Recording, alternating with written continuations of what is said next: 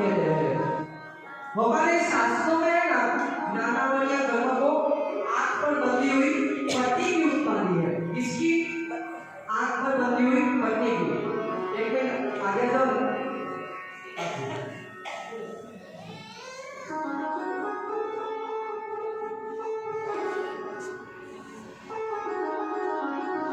यहाँ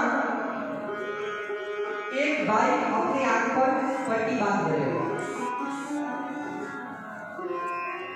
अब आपको कुछ दिखाई दे रहा है, सामने क्या है, बगल में क्या है, कुछ दिखाई दे रहा है। बस नानावलिया कर्म का भी ऐसा ही है। जिस तरह इस भैया को आंख पर पट्टी आने से कुछ नहीं दिखता, बस उसी तरह जब आत्मा को नानावलिया कर्म रूपी पट्टी बन जाती है ना, तब आत्मा को कुछ याद नहीं रहता।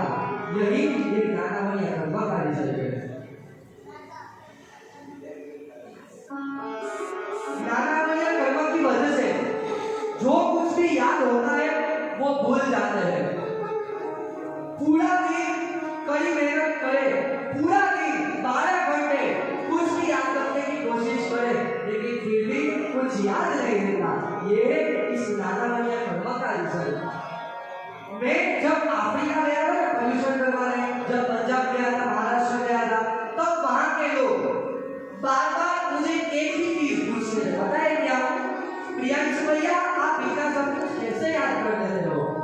आप स्कूल में भी ऑलवेज 98% इतने पूजन करवाते हो, सभ्यता करवाते हो, तो इतना सब कुछ आप कैसे मैनेज कर लेते हो? इसके पीछे का रहस्य क्या है? आज ऊपर को जो कपिलस्थ अभिषेक यहाँ था ना, वैसा ही परसों गुजरात के राजकोट शहर में भी था और वहां पे करवाने के लिए गया था। अभिषेक पूर्ण होने के बाद एक दादा मेरे पास आए, बोले कि प्रियांशु भैया मेरी एक मेडिकल स्टोर है, उसमें जितनी मेडिसिन है उसके भी नाम मुझे याद नहीं रहते, तो आप इतना सब कुछ कैसे याद कर लेते हो? तो मैंने उनको कहा कि दादा इसमें कुछ रहस्य जैसा नहीं है, इसके मेनली 2 रीजन है। कितने? 2 रीजन। इतना सब कुछ याद करने के लिए 2 रीजन की आवश्यकता है। एक तो परमात्मा की असीम कृपा से और सरस्वती माता के आशीर्वाद से मेरे थोड़े नानावलिया कर्म कम हुए हैं और इसकी वजह से मुझे ज्यादा याद रह पाता है। ये पहला रीजन। एक तो नानावलिया कर्म कम हुए हैं और दूसरा है कि कंटिन्यूअसली मैं दिन में कुछ ना कुछ ज्ञान का अभ्यास करते रहता हूँ। और एक बार ऑलवेज याद रखना, कंटिन्यूअसली ज्ञान का अभ्यास करने से नानावलिया कर्म का क्षय होता है और हमारी जो बुद्धि है ना वो बढ़ जाती है।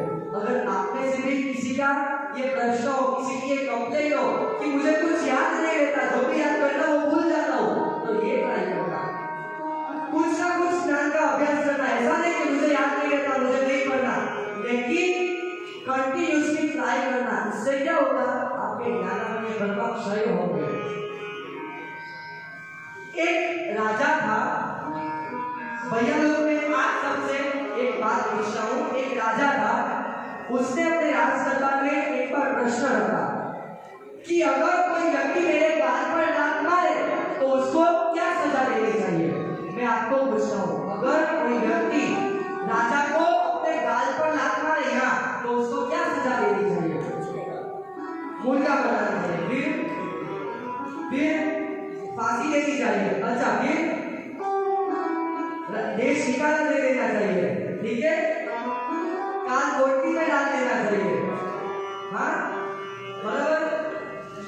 कोई भी व्यक्ति अगर चक्रवर्ती सम्राट जैसे कोई राजा को गाल पर लात मारे तो क्या होगा? उसको हम सजा दे देंगे। लेकिन उस राज दरबार में एक दरबारी खड़ा हुआ। अब वो दरबारी कैसा था पता है? उसका नानावलिया कर्म बहुत कम था और मैंने आपको क्या कहा, जिसका नानावलिया कर्म कम होता है उसकी बुद्धि ज्यादा होती है। वो राज दरबारी राजा को बोला कि राजन, अगर कोई व्यक्ति आपको सामने से लात मारे, ठीक है, तो आपके पैरों पर लग सकती है, आपके पेट पर लग सकती है, या तो आपके छाती पर लग सकती है। अगर कोई आपको पीछे से लात मारे तो आपके पीछे लग सकती है, लेकिन आपके गाल पर तो वो ही लात मार सकता है जो आपकी बॉडी में हो, अर्थात आपके हाथों में हो, और वो तो सिर्फ और सिर्फ राजकुमार ही हो सकते हैं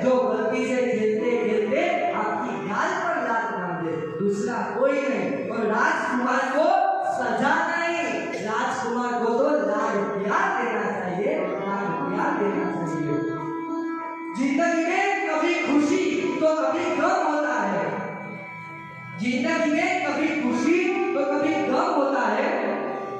ताली वही बजा सकते हैं, ताली वही बजा सकते हैं जिनके हाथों में गम होता है, जिनके हाथों में गम होता है। राज दरबार में बैठे हुए सभी दरबारी सोचने लगे कि हमारे मन में ऐसा विचार क्यों नहीं आया, क्यों हमने ऐसा नहीं सोचा। इसका एकमात्र रीजन ये है कि उस राज दरबारी का नानावण्य कर्म कम था। अगर आपको भी अपनी बुद्धि बनानी है तो नानावण्य कर्म कम करने होंगे। हम इसीलिए तो बोलते हैं भाई तुम्हारे जैसी बुद्धि हो तो क्यों उनके जैसी होगा, उनका नानावण्य कर्म कम था। यहाँ पाठशाला तो है ना, है कि नहीं है? बहुत अच्छा पता है ना, पाठशाला है तो बहुत अच्छी बात है, क्योंकि यहाँ छोटे बड़े लोग जो भी कुछ ज्ञान का अभ्यास करेंगे उससे उनका ज्ञानावण्य कर्म कम होगा और अल्टीमेटली उनका जो ज्ञान का शौक होगा ना वो बढ़ जाएगा। एक मुनिवर थे, बहुत हम कह सकते हैं बहुत बड़े तपस्वी थे। 12 साल तक उन्होंने कठिन परिश्रम करके सिर्फ और सिर्फ एक गाथा याद करने के लिए ट्राई कर रहे थे। 12 साल तक कंटिन्यूअसली एक ही गाथा याद करे जा रहे थे, लेकिन एक अक्षर का भी ज्ञान नहीं करता था।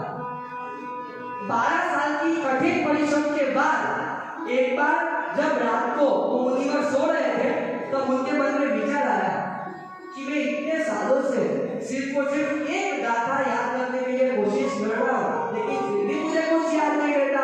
मैंने पक्का पूर्व कोई भव्य ज्ञानी की आशा की होगी, कागज में खाना खाया होगा, पटाखे जलाए होंगे, या तो पेन या पेंसिल जैसी कोई ज्ञान का उपकरण मैंने अपने मुंह में डाला होगा, ज्ञानावण्य कर्म का बंद किया होगा और इसीलिए मुझे इस मोमेंट में कुछ याद नहीं रहता।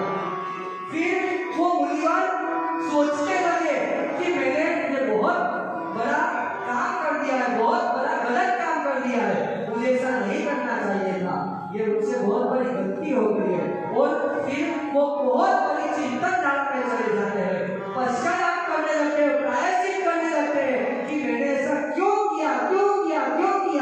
और ऐसा पश्चाताप करते हैं, ऐसा प्रायश्चित करते हैं कि उसी वक्त वहां शपथ श्रेणी मान लेते हैं और कुछ ही क्षणों में ऐसे चिंतन धारा में आगे बढ़ जाते हैं कि अपने सभी के सभी ज्ञानावण्य कर्मों का क्षय करके उसी वक्त उस मुनिवर को केवल ज्ञान हो जाता है, उस मुनिवर को केवल ज्ञान हो जाता है। कैसी चिंतन धारा, कैसा पश्चाताप। जिस मुनिवर को ज्ञानावण्य कर्म की वजह से एक अक्षर का भी ज्ञान नहीं करता था, उसी ज्ञानावण्य कर्म के क्षय हो जाने से डायरेक्ट निवर्तन। How is this possible? ये कैसे मुमकिन है? तो मैं कहूँगा दिस इज पॉसिबल। उन्होंने 12 साल तक कंटिन्यूअसली ज्ञान का अभ्यास किया था और उससे उनके ज्ञानावण्य कर्म थोड़े कम हो गए, लेकिन अब भी जो बचे कुछ उनकी आत्मा पर लगे हुए थे वो उनके उस पश्चाताप से दूर हो गए और उनको उसी वक्त केवल ज्ञान हो गया। धन्य धन्य मुनिवरा, धन्य धन्य मुनिवरा। अगर हमसे ज्ञान की आराधना न हो सके तो ज्ञान की आराधना तो नहीं ही करनी चाहिए। आज कौन सा दिन है? कौन सा नाम? समय ज्ञान का, ठीक है, समय ज्ञान का दिन है। गुणमंजरी नाम की एक राजकुमारी थी, उसने अपने पूर्व बहू में पुस्तकों को जलाया, इसको पुस्तकों को, और साथ ही साथ गुरु की निंदा की थी। और उसी के कारण गुणमंजरी के बहू ने पुस्तकों को यानी कि ज्ञान को जलाने से और गुरु की निंदा यानी कि ज्ञानी की आशा करने के कारण वो धर्म से ही कुंती पैदा हुई। वसुदेव सूरी नाम के एक आचार्य भगवत हो गए, वो बहुत बड़े ज्ञानी थे, उनके बहुत शिष्य थे और उनका एक बड़ा भाई भी था जो दीक्षा की था, जिन्होंने दीक्षा ले ली थी। और दोनों भाइयों में सबसे बड़ा डिफरेंस यही था कि वसुदेव सूरी बहुत बड़े ज्ञानी थे, उनको बहुत कुछ याद रह जाता था, लेकिन दूसरी ओर उनके बड़े भाई को कुछ ज्यादा याद नहीं रह पाता था, उनका इतना ज्ञान का चौकट नहीं था।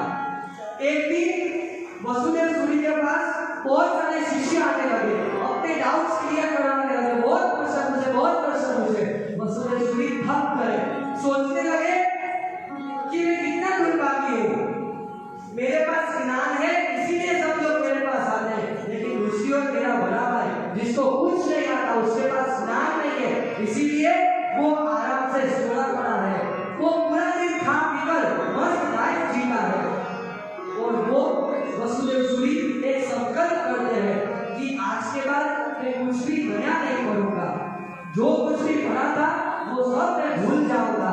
साथ ही साथ मैं किसी को भी अब कुछ नहीं पढ़ाऊंगा, अब मुझे ये ज्ञान चाहिए ही नहीं।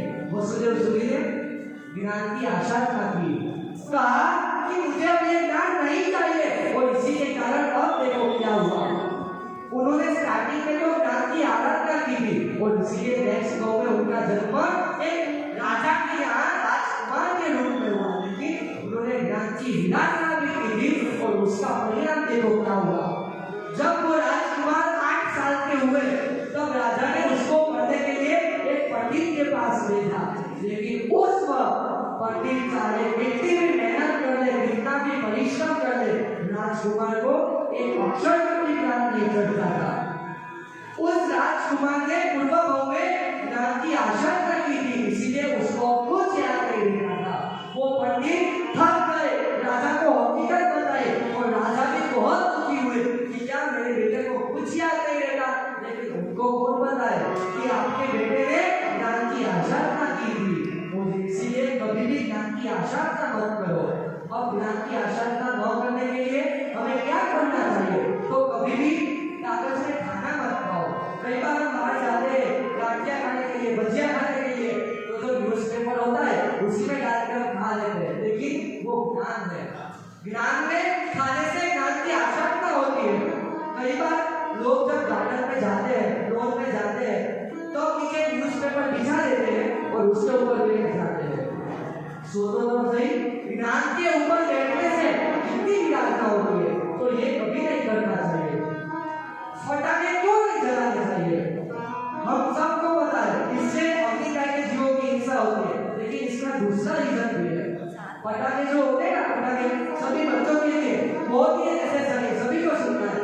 पटाखे जो होते हैं ना, वो कागज से बने होते हैं। कागज को जलाने से ज्ञान की बहुत विराधना होती है, और उससे नेक्स्ट गो में कुछ याद नहीं रहता, तो कभी भी पटाखे नहीं जलाने चाहिए। पेन हो या पेंसिल, कोई भी ज्ञान का उपकरण हो, उसे कभी मुंह में नहीं डालने का, क्योंकि इससे ज्ञान की ढेर सारी विराधना होती है।